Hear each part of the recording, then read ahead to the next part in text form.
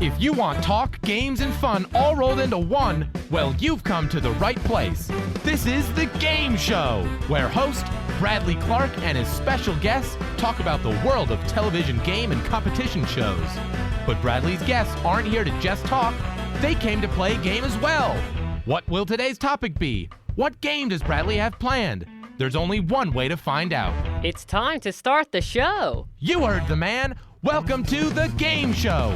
And here's your host, the Bradster himself, Bradley Clarke.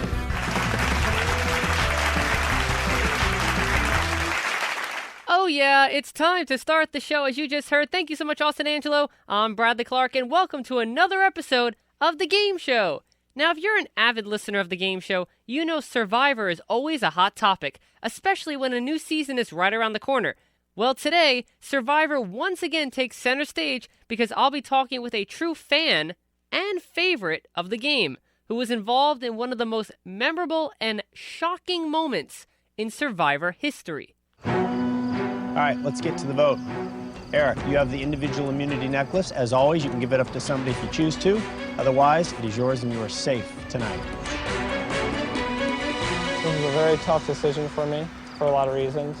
As a competitor, I've always said, you know what, keep your fate in your own hands. But there's so many things weighing on my mind. I've made a lot of mistakes in the past couple days.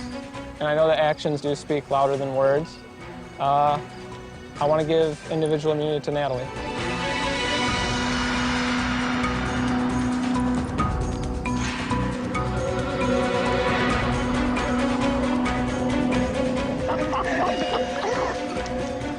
Suddenly, Natalie, you are safe. Big change right before the vote. Natalie is now safe from the vote. Everybody else is fair game, and it is time to vote. Okay, once the votes are read, the decision is final. The person voted out will be asked to leave the tribal council area immediately. I'll read the votes. First vote, Erik.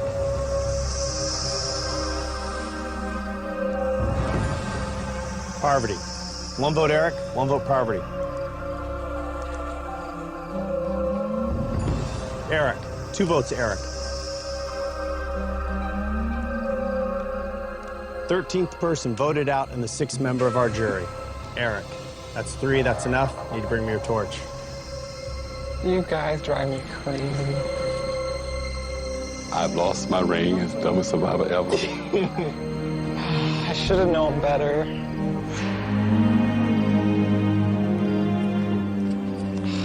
Erik, the tribe has spoken. Survivor superfans will definitely remember that epic blindside, which occurred during Season 16, Survivor Micronesia, Fans vs. Favorites. And believe it or not, 2018 marks the 10-year anniversary of when FVF1 first aired on television. This year is also the 5-year anniversary of FVF2, where the castaway from the previous clip returned to seek redemption on Season 26, Survivor Caramoan, Fans vs. Favorites. And now, he's on the line to talk with me about his 2 Survivor adventures, as well as his connection with the upcoming season, Survivor Ghost Island. Joining me on this episode of The Game Show is former ice cream scooper, Erik Reichenbach. Erik, welcome to The Game Show. Hi, thanks for having me. No, thank you. My pleasure. And I've got to tell you, after realizing that both Fans vs. Favorite seasons of Survivor were celebrating anniversaries this year, and after watching the Survivor Ghost Island trailer, I knew I wanted to have you on the show because your Survivor career is really being highlighted in 2018. Right, yeah. It's funny because when they showed that promo, my mom was freaking out because she thought I was on it again. And I was like, no, they're just using the promo. They're just rehashing some old stuff. It's funny that you say that because when we get into talking about Ghost Island, one of the points I want to make connects with what your mom was thinking when she saw the promos and asked if you were returning again to play. But I want to first take you down your Survivor timeline and begin talking with you about your first appearance on Survivor way back in Season 16 in Survivor Micronesia, Fans vs. Favorites. Now, can you believe, Erik, that it has been 10 years, 1 decade, since Micronesia first aired on television? Yeah, it's bizarre. It's really strange to see. You were a kid back then. Yeah, I mean, I had turned 22 on the show. I had my birthday on the show. And at that time, you had to be 21 in order to apply. And I had been a fan of Survivor since I was even younger. I think I was like 14 when Survivor first started. We were big fans in my family. And as soon as I saw my mom freak out when Richard Hatch won, I knew that I wanted to try out for the show. It seemed just really fun, and my family was really into it. And I knew I wanted to apply, but I obviously was too young when I was 14. Flash forward to when I had turned 21, and I realized that the show was still on. I kind of had a falling out. I didn't watch Survivor for maybe like 4 or 5 years. And when I turned 21, I remembered like, oh, I wanted to apply to that way back when. It's still on. I should give it a shot. I'm not as amazed that I was on the second one as I am that I was on the first one. I'm really grateful that I had the chance and they took me. So when you first got on the island, you did not know that you were going to be playing against 10 favorites in the game. What did production give you in terms of what the setup might be for the season? So we knew, we being the fans tribe, knew that there was 10 of us, which isn't enough to play Survivor. And we also knew it was a critical moment in the series because, there was All-Stars at 8, and this was 16, so it was a crucial moment, so people thought it was going to be something interesting. I was completely open to whatever. I didn't know either way. And production doesn't tell you anything. They like to mess with you and withhold information. That's just generally how they were. And we as the fan tribe didn't know anything even until we were on the boat coming in to the opening shot for Survivor Micronesia. At that point, we were allowed to talk to each other, and Mikey B immediately was like, it's fans versus favorites. I know this. I'm pretty sure of this. And when we saw the other boat, we were able to pick out like Yao-Man and Ozzy pretty quickly. Wow, so he guessed it not even knowing what the title actually was. He did, but I think he also was pretty heavy into online forums. I believe there's a website, Survivor Sucks, which is a forum dedicated to spoiling it, and I didn't even know about that. I was essentially a casual fan, at least up until casting started talking to me, and then I started doing more research into it and realized that there's like this whole online rabbit hole with Survivor. So you said you had a falling out of Survivor between the earlier seasons and when you actually got on. So how many of the favorites did you recognize and how many didn't you know? So I knew Ozzy from his season, knew Amy, knew Eliza. Oh, God, there's so many of them. I knew James because I had watched China, which was halfway through airing on TV before we left. I didn't even know Amanda because Amanda didn't really become important in China until the later half of that season. And so Amanda came out. We didn't really know who she was. We knew who Parvati was. We knew who Yao-Man was. Yao-Man was much liked. We wish he would have stayed around longer. And then, of course, I think everybody basically knew Johnny Fairplay. Like, you couldn't even watch one episode of Survivor without really getting a reference to Johnny Fairplay. So everybody knew him. Right. Now, were you nervous that Johnny Fairplay was in the game because of his habit of lying, specifically his grandmother dying lie from back in the Pearl Islands? John, you went from really happy to really sad. It was either going to be my buddy or my grandmother coming, and my grandmother's not here for a reason. What happened? She's not around. So. Sorry for that news. I'm sure everybody here is sorry. I don't know. I can hope to win this and get some more information. Oh, man. That was a brilliant performance, sir. Like that? Yeah, thank you. Did you like mine? I couldn't cry. I tried. I brought on a couple tears for you. It was sweat. My grandmother's sitting home watching Jerry Springer right now. So there's my autograph right in the center. There it is. The snake. This is a game for $1 million. I have one chance in my life at this. You should take every single advantage possible. If you don't, you're a fool. John called me before he left and was like, I've got to have any sort of leverage I possibly can. He said, outsmart and outthink. He's got to outplay everybody. And he's like, if you come down here, tell me my grandma died.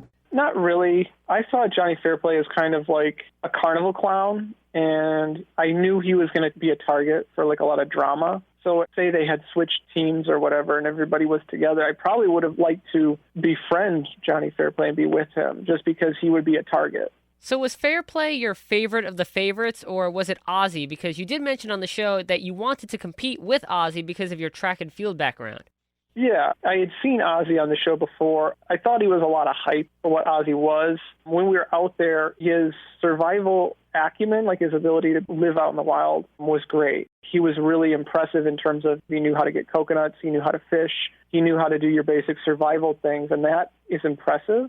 That said, he wasn't probably my favorite of the favorites Yao-Man was great. Yao-Man's just a genuinely cool guy, and he knows a lot of really interesting science facts just because of his background. So I didn't actually spend time with him on island. I spent more time with him after the show aired at like various charity events. Yao-Man is great. Yao-Man's a really incredible guy.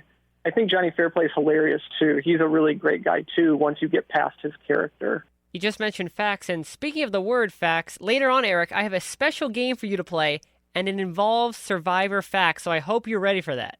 Okay, we'll give that a try. So let's talk about the moment that you're famous for. And it amazes me, and I wonder if it amazes you, too, that still, 10 years later, this is still one of the most talked about, most played, and most remembered moments in Survivor history, was when you gave up immunity at the Final Five Tribal Council in your season to Natalie Bolton. So was that decision made at Tribal Council right then and there when Jeff said, do you want to give it up? Or did you know going into it that you were going to give it up? So prior to Tribal Council, I was like 80-20, and 80 leaning towards no way, don't give it up. And then 20 was like saying, you know, if Sari and Natalie side with me, this could be a really big move, like what they kind of pressure people to do in a lot of ways on the more recent seasons.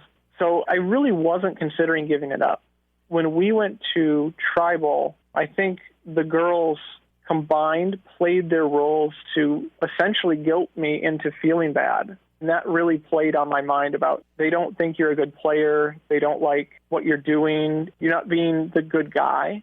And I think my need to be liked kind of hurt me because I felt that what they were trying to impose on me, which was you shouldn't feel good about the fact that you have immunity. Like you're safe, and on paper that sounds good, but you shouldn't feel good about that.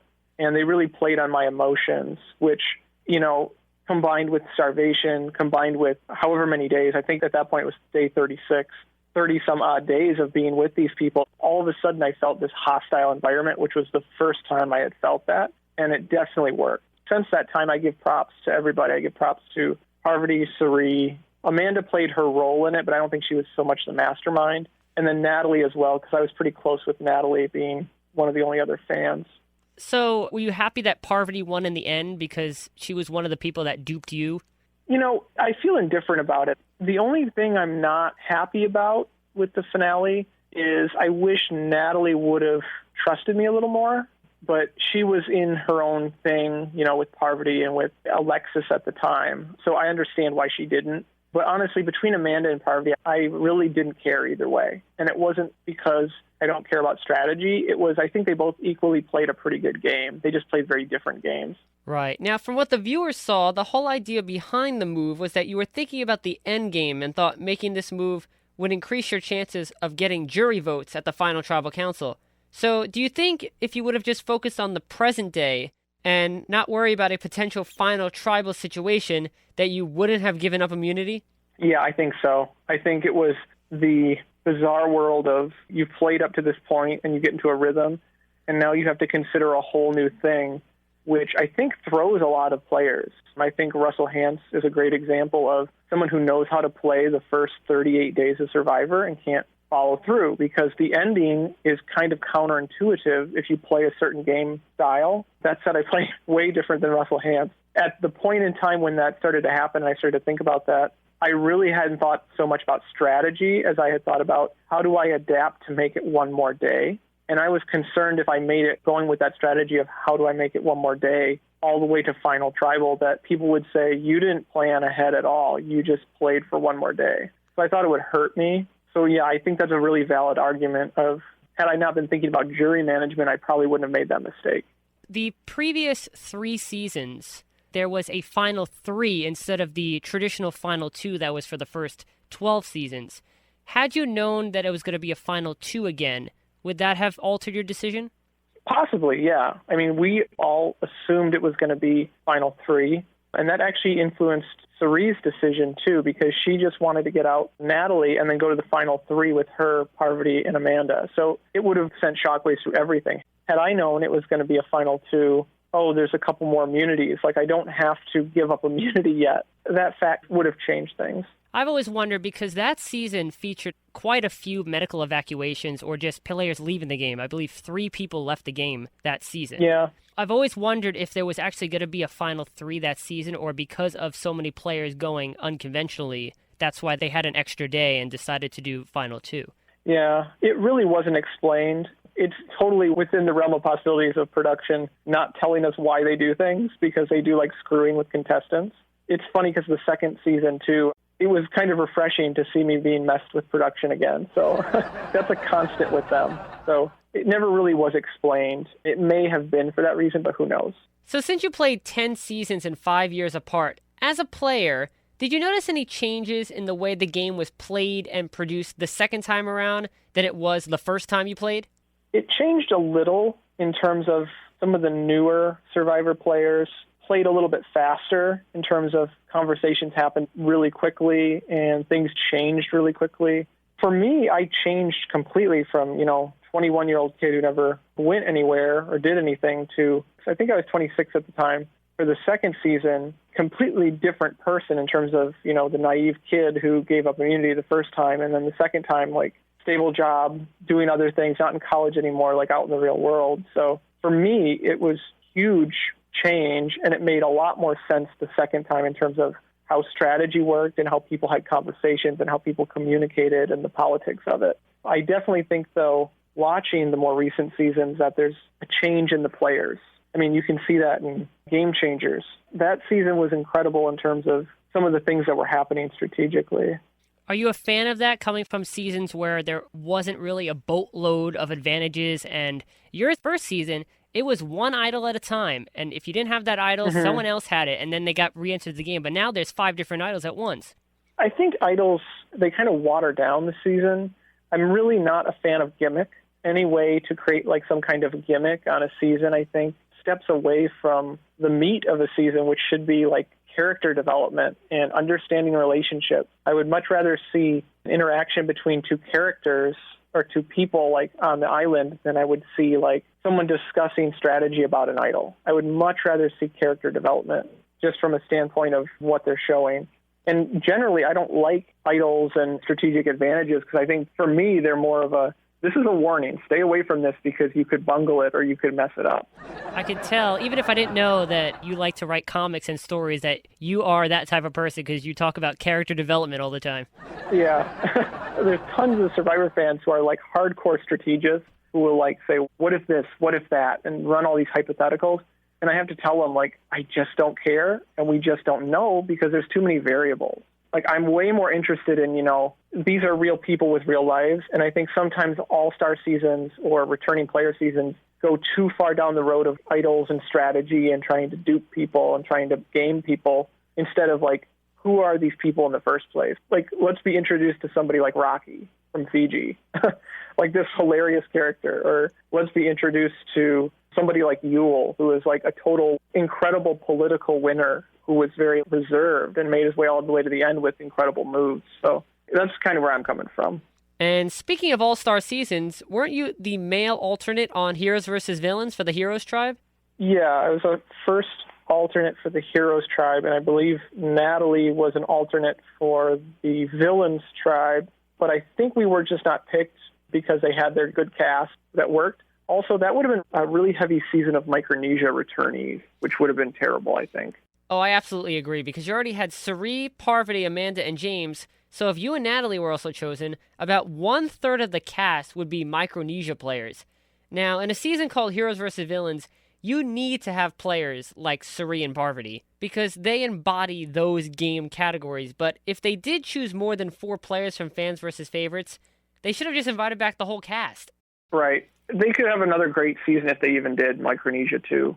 Like, invite every single person back. They could still have a really great season. It's funny that you say that because I've had Russell Hantz as a guest on the game show previously, and he told me that he would love to see a duplicate season in that you take the entire cast from a season, put them in the same situation in terms of location and tribes, and see how it would play out now that time has passed. Now, I thought that Russell's idea was great because so much may have changed in the castaways' lives, so it would be interesting to see how they might play differently with the same people. That would be pretty insane to see. Some people have like sworn it off, Like, they're like, oh, I'll never go back. But if you could get that to happen, it would be pretty entertaining. Were you one of those people that said that they would never play again after you got voted out for the first time? Or once your torch was snuffed, you hope to get invited back once again? No, if they called me today and they're like, hey, we want you to work into your schedule coming out again, I would be like, yeah, because it's just the traveling and you meet really cool people, really interesting places and do really fun things. And it's a once-in-a-lifetime thing that the fact that I got to do it twice is incredible. So I can't, in good conscience, turn it down. There's something in it for me, even if I don't win. That's right, and you did get the call to go to the Caramoan Islands in Philadelphia. In Philadelphia, yeah. Imagine Survivor Philadelphia. Yeah, Philly cheesesteaks. You have to live up there. In Survivor Caramoan in the Philippines, the Caramoan Islands in the Philippines. And that was filmed during the summer of 2012 to air in the spring season of 2013. So, Yep. From what I've read, many fans of the show were not particularly all that happy with some of the casting choices for that season. A lot of what I've read is they weren't necessarily favorites, but more production wanted them again because, they're likable and they want to see these players again. To be honest, when I first saw you, I was so happy that you were on. If anyone deserved a second chance at that time of the game, and anyone who I considered a favorite from the time span that they went with, I'm glad they picked you. Thanks. That's great. That's really good to hear. And I have heard both ways. I've heard people say it was cool that you got a second chance. And I've also seen, not people telling me to face, but on the internet saying, why would you invite back someone who did something so stupid? Why would you invite that idiot back? So I've seen both ways. I love that they did invite you back because it was more of a nostalgic feel, too. Because the first one was 16 and this one was 26. They used the same colors, orange and purple. And it just felt like a Survivor nostalgia experience more than anything Survivor Caramoan. Right. And, I think they did try to do that. I mean, even on Heroes versus Villains, I think they did a similar thing where they tried to capture this lightning in a bottle of big moves and stupid mistakes. And I think that's what they were trying to recreate as well with Fans versus Favorites 2 in Caramoan. I think that's what they were kind of aiming at. And you can see that in, they brought back Brandon Hans, who also made a huge mistake. I want to give my immunity necklace up. Not necessarily a great player, and they brought back Philip. I've been in an alliance with Rob, Grant, and myself. In fact, I called ourselves Stealth, or Us. I'm the specialist, Rob is the mentalist, and Grant is the assassin. Who was just grinds on everybody's nerves. So I think they tried to recreate that ever since they realized, people really enjoy when people make really big, stupid mistakes, too. So were you surprised by any of the casting choices on Caramoan because they were labeled favorites?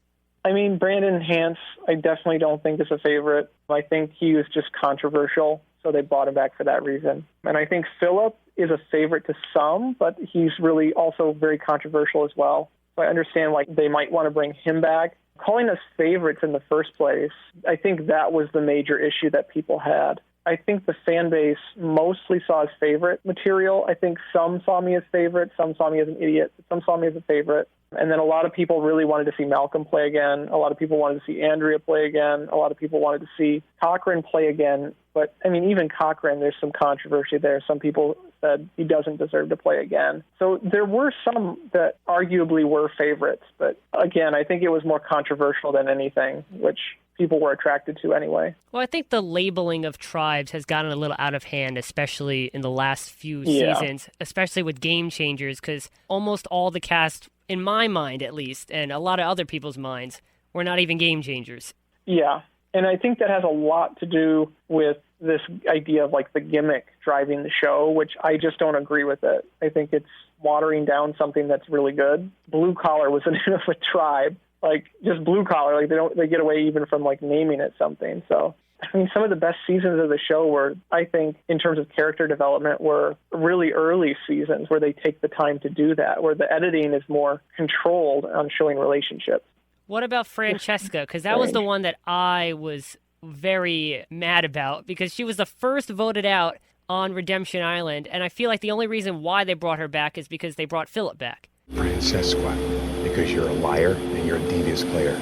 Right. I think that was almost like let's recreate this drama for the very first episode to get a good first episode. And I believe setting that up, I'm sure Philip was like, yeah, I'm going to do that the very first episode just to do it, make Survivor history in some way. First person voted out of Survivor Redemption Island. Francesca, need to bring me a torch. First person voted out of Survivor fans versus favorites. Francesca, need to bring me a torch.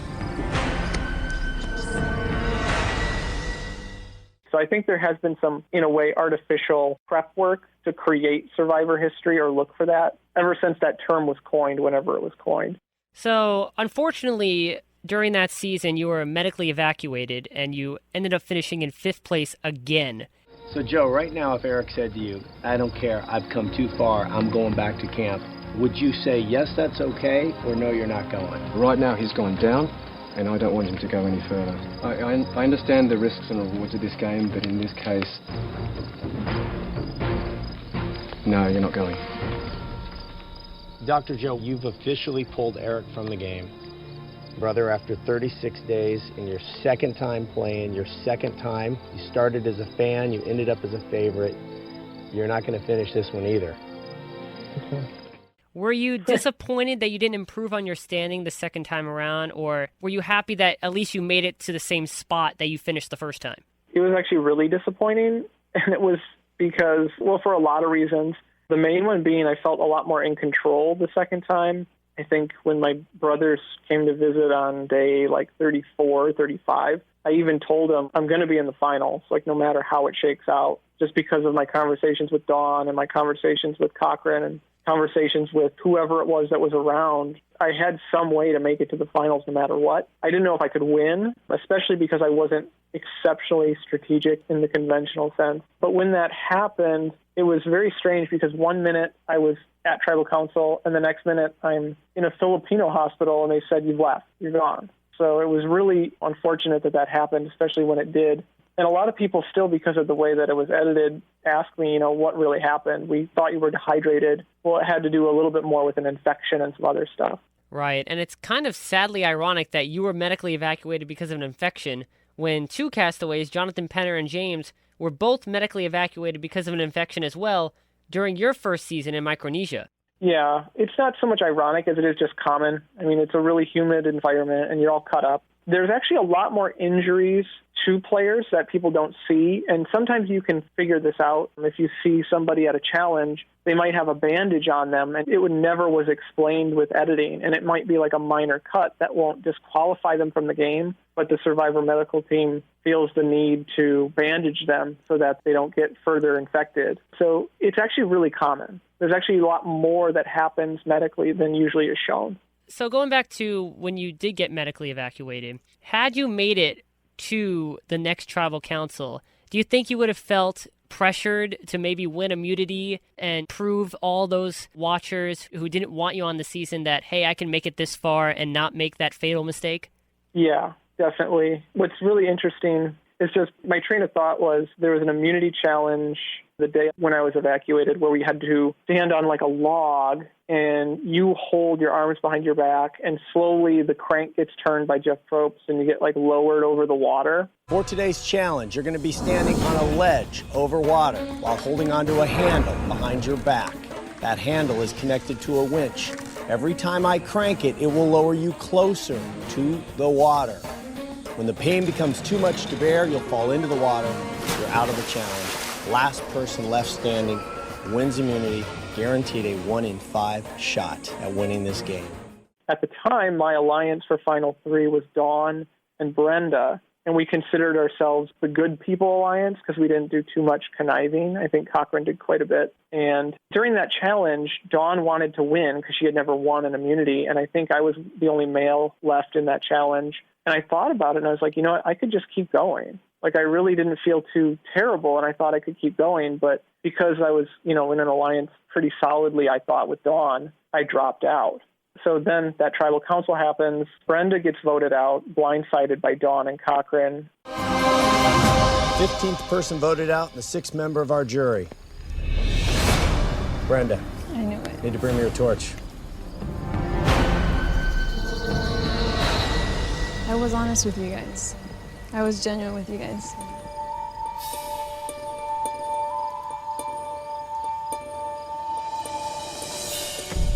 Brenda, the tribe has spoken.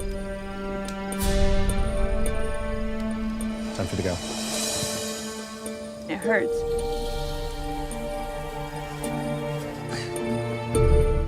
And the next day when I woke up back in Ponderosa and I was thinking about it, I was like, holy crap, if I had stuck around after Brenda was blindsided, I would have had to try and win immunity every time because I couldn't trust Dawn anymore.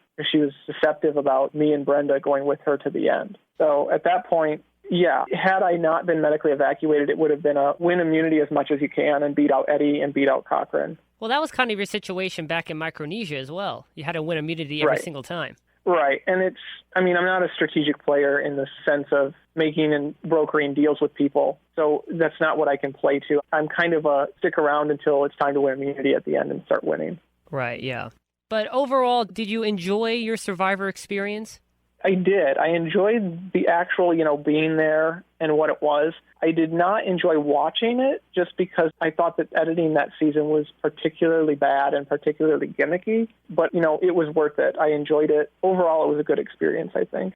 So if you had to pick your group of 10 favorites encompassing all 35 seasons, who would you pick as your dream favorites team? Which 10 would you want to watch on a fans versus favorites season? Oh, God. My picks wouldn't be anybody else's, I don't think. And it's just because I like train wreck shows. I like shows where there's, crazy chaos. I don't think I can name all 10 off the top of my head. But, I would like Cass. I would like Tony Vlachos. I would like Rocky from Fiji. People would hate this, but I would like to see Russell Hantz again just because he's just crazy out there. I would, too. I would love to see Russell Hantz again. I like the train wreck seasons where it's you build up relationships and then everything just gets blown apart. And you don't need an idol to implement that. You just need volatile personalities. That to me is way more entertaining to watch and interesting than a season of new age Survivor players with tons of idols and tons of things. Do you think that the reason they do this is because producers now want to show these big things because of how many seasons it's been on? You need to just go for the gusto in terms of all these advantages and that stuff and not focus on, years ago, it was more about the survival element itself. And now the survival element is surviving idols and advantages. Right. Yeah, I think the survival element has faded into the background. And I did notice between even my 2 seasons, you get more food over the years as things go on. I think season 1 had it the worst in terms of food. I'm sure earlier seasons were a lot worse in terms of the starvation effects. But even between Micronesia and Caramoan, I noticed more food just being around and being available. And they give you more things. They give you shovels and axes and more things to build shelter. I think one of the reasons we see more gimmicks and things, more idols, more gimmicks, more rules, has to do with risk versus reward of production, which is, if you have a season with no idols, you have less of a chance of a crazy dramatic season because there's not those initiators to start conflict. So you might have a season where it's considered a dud season. I think a lot of people saw One World as a very not dramatic season towards the end. There wasn't a ton of drama, and some people didn't scramble to do crazy things towards the end. Whereas if you have idols and rules and things constantly being around, and there's always the fear of someone being duped, you have really big moves and really crazy things happen, which make better TV. Sibo, you know why Micronesia is one of my favorite seasons? Is because it combined both elements of Survivor. That season really focused a lot on survival because it was torrential downpouring almost every day. You had evacuations left and right. But out of the center of this whole thing, there was this one idol on Exile Island that everyone was fighting for. There was no stealing votes. There was no 3 idols at camp. There was no swap swap that. It was the survival element, but at the center of it all, there was just one advantage that you could get besides, the immunity at the challenge. And it was a fight to the finish to get that one thing. And I think that's what made it special, in that there was only one thing that you can get. And if you get that, that's why you're powerful. Right. All right, so I want to get into talking about this coming season, Survivor Ghost Island. So what were your initial thoughts of the concept after seeing the season teaser? I think it's much better than some of these other names that they've come up with, like HHH or Blue Collar, No Collar, all these big, huge mouthful names. Just naming it Ghost Island, that's really short. It gets to the point. you get the idea, and I think it's one of the best logos they've had in years.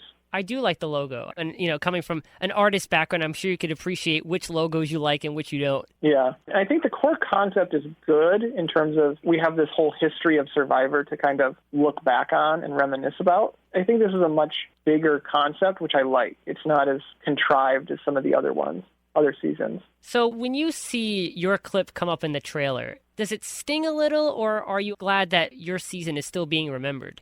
It's kind of bizarre to me. I mean, I've seen it so many times, it's kind of like wallpaper to me now. So I don't really have a gut reaction to it other than, oh, yeah, I remember that, or I've seen this before. But just to see it again, I'm just amazed at the legs that it has on it, like the length of time. Like you said, that this has kind of stuck around with the history of the show.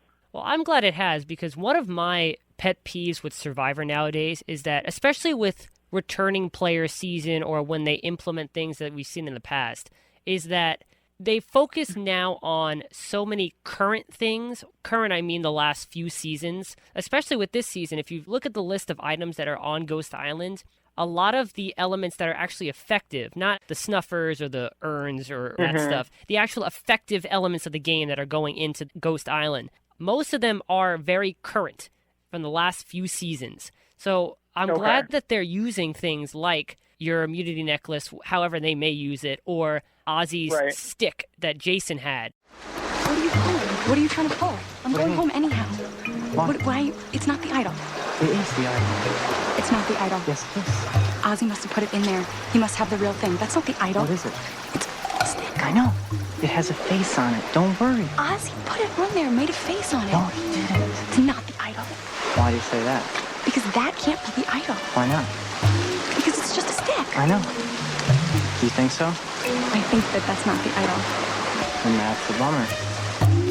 I'm just glad that they're actually going back to the old times, because one of the complaints I had for Game Changers was you're calling a season Game Changers, but meanwhile, more than half the cast is from the last few seasons. Richard Hatch, he may not be able to come on the show because of the legal reasons, but you have to give the guy respect. He is the ultimate game changer. He was the first guy who won the game. Right. That goes back to what you were saying about sometimes the titles don't fit the cast.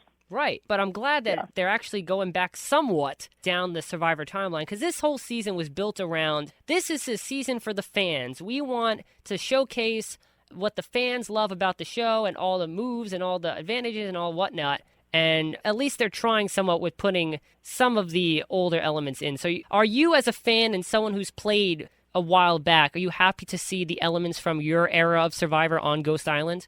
Yeah, I mean, that's pretty cool, especially, like, I think I saw James's thing in there, and to see, like, Ozzy's stick, the most unglamorous item ever, it's just an effing stick, show up. I do see your point in that, and I think that is cool in terms of the nostalgia, at least showing that. And hopefully the people that they cast understand a little bit about that, or they have seen it, because it's always funny, in my opinion, to see people geek out about that stuff. I would love more, it's Jeff Probst just standing there moments. Now, another thing that I question about why they didn't do this route was, if they're going to do a season that has actual relics from the game, why not have those players play again with those items? Yeah, we all thought, we being, the collective Survivor online community, I had heard a lot of, it's got to be a fans versus favorites again. And once it started to be leaked and stuff, and people were saying, no, it's Ghost Island, or it came out that it's Ghost Island. I think Jeff Probst answered that in a couple interviews, but it still doesn't really make sense. I think they just want to get some new people making mistakes, like bring in some new people. And they have been pretty heavy on the returnee season, so I'm happy to see more players.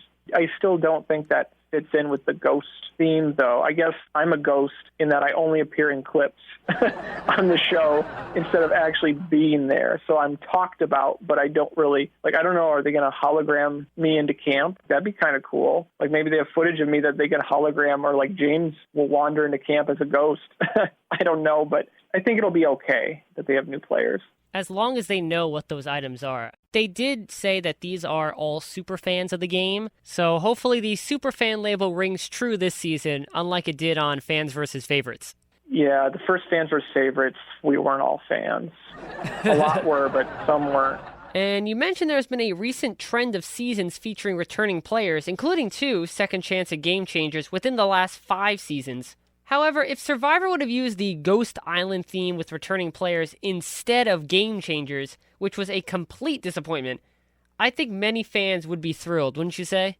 Yeah, I agree with that. I think this is a stronger concept than Game Changers, especially with what they ended up doing with Game Changers. So yeah, I agree with you. Because just imagine, if you had you, James, Jason, and Ozzy, and all these players that actually were the ones who cursed these items, trying to reverse the curse on their own items. As a fan, that would be so much more compelling than new players using these items to try to reverse the curse. Yeah. The other layer of that, too, would be it's enough to be a returning player. Like, you have more experience. You're usually, better in terms of understanding what's going on strategically and how it all works. But you would still have this looming thing over you, like, I have to undo this curse. That actually would be really interesting because now you have to think about what players are going to break their focus because they're too focused on reversing the curse. Like, I would get to 5th place again and I'd be freaking out like, oh God, this is the day. This is the day that screwed me over twice in a row and I have to get through this day. And you could see that with James and whoever else or Jason. It should be okay. Hopefully it works out and this turns out to be a great season because I still do think the concept is good. I do too. Exile Island was fantastic. Redemption Island, not so much. So hopefully they can redeem the island concept with Ghost Island. Yeah. So Eric, before we get into the game, why don't you talk about your artistic background and how you're using your art skills to create Survivor-themed comics and drawings? Because all of your drawings about Survivor are excellent. So prior to everything, I was getting into comic book art and illustration and that kind of stuff. And one of the things that I've been doing, I think since Tony Vlachos's season, has been doing comics with Stephen Fishbach on People. And so I've actually been doing a lot of Survivor comics for them, which is basically we watch an episode and then I do a comic about it to go with Stephen Fishbach's blog. But aside from that, I've been doing things with my own comic books. There's actually a parody one I have out on reality shows called Starving for Attention, which kind of makes fun of Survivor and Big Brother and all the different reality shows. So that's another comic that I make. And then more recently, I've been working on a Kickstarter project for a video game called Island for Chaos. It's kind of like a strategy game amidst islands. So I've been doing the art for that as well. It's so cool that you're combining two things that you're known for into one, Survivor and comics. That's kind of influenced it, too, because one of the things that really interested me, even in Micronesia, was the idea of a narrative and the idea of storytelling and how that goes into a season of Survivor. And just the island locations are really incredible. Like just traveling to those different locations has kind of influenced my work as well in terms of color and choice of location and the things that I show. Can we expect you to create a lot of drawings based on episodes and moments from Ghost Island? Yeah, I'm just about to start doing like a promo one for the next season, a comic. But yeah, I'm hoping to watch this season 2 and do some comics. And then the day of the show, like when the show is on TV, I'm usually all over Twitter because there's so many ridiculous things that former survivors say and current survivors say and all the different people out there watching it say. So usually we just hop on Twitter and we just have a blast and an idea for a comic comes out of that. Will we see you in any of them because of the Ghost Island theme and your famous blunder? I mean, I'm sure I'll show up. I don't want to put myself in there if I don't have to be, but if it's too clear, I may have to comment on it from beyond the grave. I hope to see that, especially if a castaway gets your immunity necklace that you gave away and actually doesn't reverse the curse. I think that would be a good idea. I cannot imagine a scenario, seeing what I did, that somebody makes the same mistake. I just can't. Like, you'd have to be drunk. Something would have to be really wrong for somebody to do that. I just can't see someone making the same mistake twice unless there's some kind of twist with it that says you have to give it up. Right, so we'll see how that comes into play. Now, the last thing I want to know is, back in Micronesia, Jeff was still asking at most tribal councils to the person who had the immunity necklace whether they actually wanted to give it up. However, now he doesn't really say that anymore. So do you think Jeff asking you whether you wanted to give up immunity had any effect on your decision to actually handing over the immunity necklace to Natalie? You know, I think he does. I think he still does say that. And if it's relevant, they put it in. And if it's irrelevant, they leave it out. And you can see that back in Micronesia, the episode before I go home, they left in Jeff asking me, do you want to give up immunity? And I say, no, I'm not crazy. And it turns out to be this ironic statement because very next episode, I do give it up and I am crazy. So I think he does still say that. And I believe he said it a few times at Caramoan. I don't know if he does it every time, but I don't go that far into into the psychology of it. I think to keep yourself sane, that's a smart choice not to think too much into the psychology of that tribal council. Yeah. So I'm ready if you are. Are you ready to play a game? I'll give it a try. Well, you've played, some might say, the greatest game that's ever been devised. You've played it twice. So now let's see if you can beat this Survivor-themed game. It's time for the game of the day. Game of the day. And because it's the 10-year anniversary of Fans vs. Favorites 1 and the 5-year anniversary of Fans vs. Favorites 2, I created a game solely based on Fans vs. Favorites. This game is called Favoritism. Favoritism. And here's how the game works. The game is divided into 2 rounds, each containing 8 questions. Now, round 1 is all about Survivor Micronesia, and round 2 regards Survivor Caramoan. And all the questions are based on the names of the Survivor castaways that played on the Favorites tribe of the round's designated season. The goal is to get as many questions correct as you can in a row, because the point value increases with every correct answer. So the first question is worth 1 point, the second 2 points, the third 3 points, and so on. Now, after every correct answer, you can stop and bank the points you have earned so far, or you can continue on to earn more points. However, if you continue on and answer incorrectly, you'll lose all the points that weren't banked and have to start again with a 1-point question. If you do bank points, all the points earned will be safe and added to your overall score, but you'll begin building up points again with a 1-point question. There are 16 total questions, 16 symbolizing the season number of the first Fans vs. Favorites season. And if you can rack up 26 points or more, 26 symbolizing the season number of the second Fans vs. Favorites season, you will be deemed a winner. Okay, got it. So you ready to play? Yes. Let's play Favoritism. So let's begin with round 1. These are all about Survivor Micronesia. And just to spark the memory, I'm going to give you the names of all 10 Favorites castaways so you have them. Okay. So we have Johnny Fairplay Dalton, Yao-Man Chan, Jonathan Penner, Amy Cusack, Eliza Orleans, Ozzy Lust, James Clement, Suri Fields, Amanda Kimmel, and Parvati Shallow. Those are the favorite castaways from Survivor Micronesia. I think in order, too. Yeah, that was the order they were voted out. Yep. Okay. Very good. That wasn't worth a point, but good job that you knew that. Okay, damn. Okay. Here comes a 1-point question, your first question of the game. Which favorite famously mutinied tribes during the first season that they played? Is that Penner? Jonathan Penner? That is Jonathan Penner, correct. I'm offering each of you the opportunity to mutiny and join the other tribe.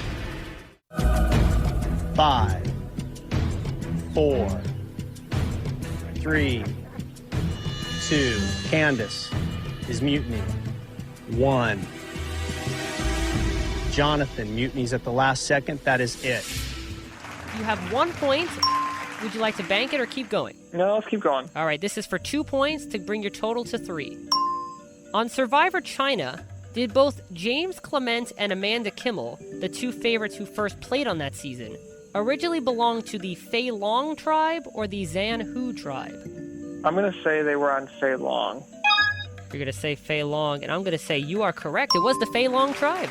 That sounded more memorable. Yeah, the tribe swap resulted in Amanda staying on the Fei Long tribe and James moving to the Zan Hu tribe, but they were both on the red buff Fei Long tribe to begin with. You now have 3 points.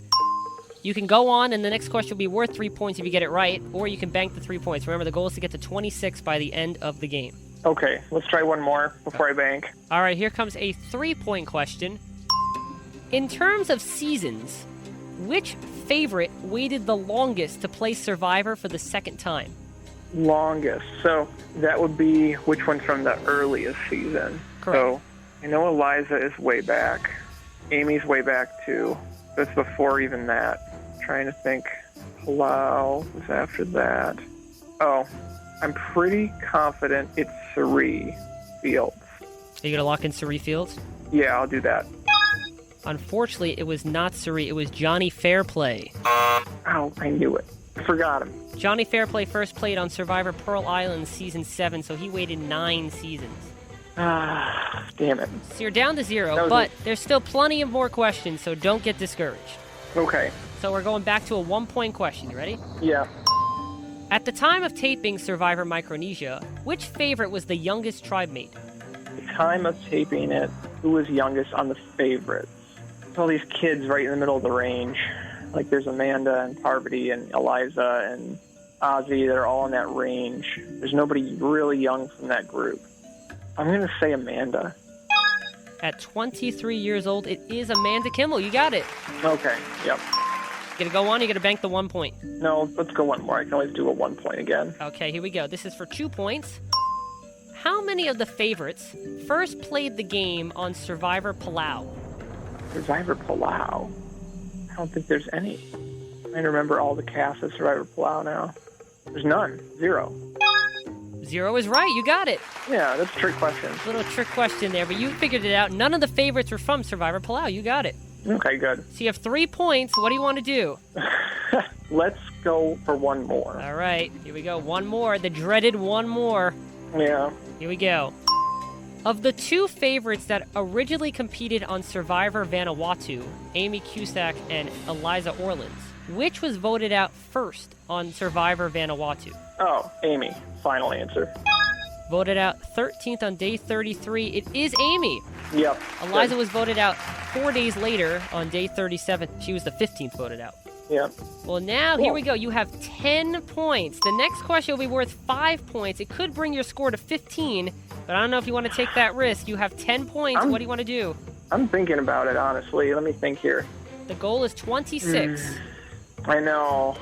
You know what? Let's bank this. Let's bank. We're going to bank. You're going to bank. You're going to lock that in. We'll just do the 10. Okay. Play it safe for now. That's great so far. You have 10 points, and we still have 2 more questions in this round, so you could still get 3 more points from this round alone. Okay. So, you have 10 points. This is, again, a 1-point question since you did bank. How many of the favorites originally played on a season of Survivor where the castaways were divided into 4 tribes? 4 tribes was Cook Islands and 3 season Panama. So that's 4 players? I'm going to say 4. 4 is correct. Good job. Yeah, good. Surrey Fields, you were right. Survivor Panama, Exile Island. The tribes were divided by gender and age. And from Cook Islands, the tribes were divided by race. You had Jonathan Penner, Ozzy Lust, and Parvati Shallow. Cool. So you have 1 point. You want to go for another 2-point question? Yeah. Okay, here we go. This is the last question in round 1 devoted to Micronesia. Okay. Which part of the body was James medically pulled from the game because of? Oh, I know this. It was his hand. He was cutting with the machete in the middle of the night. Yeah, I'll accept hand for finger. You got it. Yeah. That's the end of the round. So the next round is based on Survivor Caramoan. So I don't know if that's going to affect your decision or not, if you want to bank the 3 points now or continue on with another 3-point question. No, let's go one more. We'll try one more. Okay, let's play round 2 of Favoritism. And remember, these questions all relate back to Survivor Caramoan fans versus favorites and the favorite tribe members from that season. And once again, I'm going to read off all the favorites' castaways' names. Here they are. Francesca Hoji, or if you're Philip Shepard, Francesqua Hoji, Brandon Hance, Corinne Kaplan, Philip Shepard, Malcolm Freeberg, Andrea Belke, Brenda Lowe, some guy named Erik Reichenbach, Dawn Meehan, and John Cochran. All right. I remember them. I would hope so. I hope you remember that you were on that season, too. Most of the time, yeah. So this is a 3-point question, all right? Yep. Which favorite was part of the Three Amigos Alliance? Oh, this is easy. It was Malcolm. Malcolm is correct, along with fans Reynolds and Eddie. People are still whispering. There must be paranoia right now from everyone going, are they saying my name? Except the Three Amigos were. For once. You now have 6 points. So it would put you within 10 if you bank, or you can go on to try to get 10 points. What would you want to do? You know what? Let's try one more. Okay, here we go. This is for 10 points. This would put you, if you wanted to bank, at 20. So here we go. For a 4-point question, which favorite originally played on the Survivor season that Bob Crowley won? So Bob Crowley won Gabon.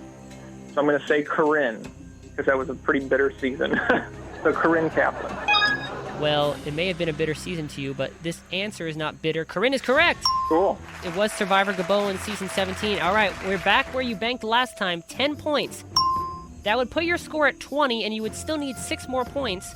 If you go on, the next question is worth 5, and of course, if you bank at that point, you'd be 1 away. I don't know what you want to do. Do you want to play it safe and rack up 6 more points by answering more questions that way, or go one more question now and see where that leads? Let's try one more question, and I hope I'm not overconfident because these last questions seemed somewhat easier. We'll try one more question.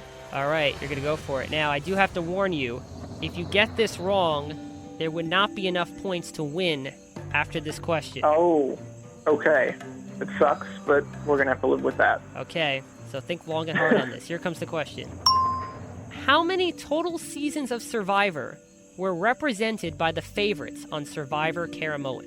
Okay, so let's see here. So Malcolm's 1, Corinne's 1, Cochrane's 1. I mean, I think everybody's 1. There's no 3-time players. Everybody's a 2-time player. Oh, but you know what? They're combined seasons. So, okay. Philip, Francesca, Andrea are 1. Cochrane, Dawn, Brandon are 1. I'm 1. Brenda's 1. Trying to think who else was there with us. Malcolm's 1, but there's nobody else from Malcolm's season. That's 5. 3, 6, 7, 8, 9. I'm missing one person. Who am I missing? I have Malcolm on his own season, Brenda on her own season, Erik on his own season, Cochrane, Dawn, and Brandon are on one season. Philip, Andrea, and Fran are on one season. That's only 9. Missing 1. You know what? I don't need to know who they are unless they're on another season with somebody. Let me see here. So let's break it down by women. So it's equal women and men. So Fran, Andrea, Dawn, Brenda, Erik is male, Malcolm is male, Cochrane is male. So I have 1, 2, 3, 4 men, 5 women. So it's a male contestant. Cochrane was first. Second was Dawn. Then there's Fan. Then there's Erik. Then there's Brenda. Then there's Andrea. Then there's Malcolm. Corinne was who I forgot. So 6 seasons. My answer is 6 seasons. Something's wrong in my brain right now, but it's 6 seasons. Well, I don't think anything's wrong in your brain. You worked it out. It is 6. Yes. Okay. Slow and steady sometimes wins the race. So was there the disproportionate male to female ratio on that season? No, you were missing Corinne the whole time. Yeah, but on my sheet here I have 1, 2, 3, 4, 5 men. Oh, you're right. Yep, you're absolutely right. Corinne was the one. And it was so funny because the last answer was Corinne, the Bob Crowley question. Yep, and I totally, for whatever reason, I forgot. So for the listening audience who may be playing along, the 6 seasons are Survivor Micronesia, fans versus favorites, Survivor Gabon, Survivor Nicaragua, Survivor Redemption Island, Survivor South Pacific, and Survivor Philippines. Those are the 6 seasons represented by the 10 favorites on Survivor Caramoan. Yep. Well, we're at a very good point in the game, Erik, because you have 15 points unbanked. You could bank it for 25. You would need only 1 point, or you could take a risk, like you did so many seasons ago, and go for a 6-point question with the next one. So I'm going to risk it all, and just because I know this will be the last question, either way we go. Well, not necessarily, because if you bank now, you'll have 25 total points. And even if you get the next question wrong, you'd still have 4 more questions afterwards to get 1 point. But if you risk it now and you get the question wrong, you'd lose those 15 points and the game would mathematically be over. You're right. Okay, so we'll bank it. That's fine. We'll bank. I don't want to influence you. I just want to tell you all the decisions that you could make. I'm easily influenced. That's clear by season 16. So you got to bank or you want to go on? No, we'll bank. That's fine. So you have 25 total points, which means you have 5 questions to get 1 point. Okay. And this is worth 1 point, so if you get this question, you will be a winner. Okay. Which favorite did you compete alongside during the first point of the season's first challenge? First point? Oh, so that's in the big water challenge, yeah. That's actually a really tough question, so I'm glad I didn't risk a bunch. I'm trying to remember. So we were pairing people up. Oh, You know what? I think I know who it is. I think it's Dawn, and I think it's Dawn because we were pairing people up, athletic with not as athletic. No offense to Dawn. Or I think it was younger and older. So I think it was Dawn. You gonna lock that in? Yes. For the win. No, it's not. No. You won. You got it. It was Dawn. Oh, okay. Good. Oh, you got it. that means... scared me for a second there. Erik, you have won Favoritism.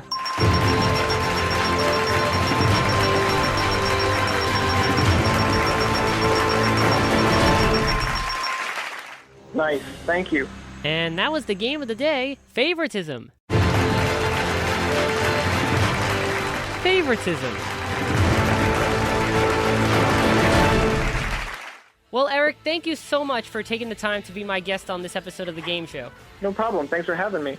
And you have an open invitation to join me as my special guest here on the game show again to talk Survivor. Cool. Thank you. No, my pleasure. And feel free to keep in contact when you're watching this season and let me know what you think as it plays out. Cool. Thanks, Bradley. All right. Thanks, Erik, so much for taking the time to be on the show and talking Survivor. And congratulations on winning the game. Thank you. All right, Erik. Take care. Thanks. Well, that wraps up this episode of the game show. My thanks once again to two-time Survivor castaway Erik Reichenbach for being my guest today. Now, if you're a fan of the game show and Erik is your favorite Survivor castaway, why not listen to this episode again? Or listen to my previous episodes of the game show. To do so, log on to www.soundcloud.com/Bradley_Clarke, that's BRADLEY_CLARKE/sets/the game show.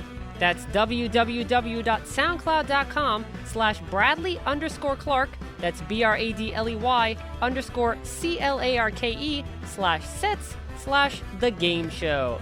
And you could also like The Game Show starring Bradley Clarke on Facebook and follow The Game Show starring Bradley Clarke on Twitter using the handle @TheGameShowBC and hashtag #TheGameShow.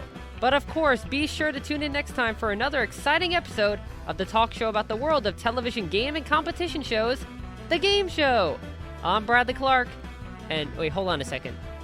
I think I just found a clue to a hidden immunity idol right here in the studio. You know what? Let me go hide it before anyone sees me. Bye for now. All of the Survivor clips and sounds used during this episode of The Game Show are courtesy of the CBS Television Network. This edition of The Game Show was created and produced by Bradley Clarke and was recorded at the WRHU studios. This is Austin Angelo speaking.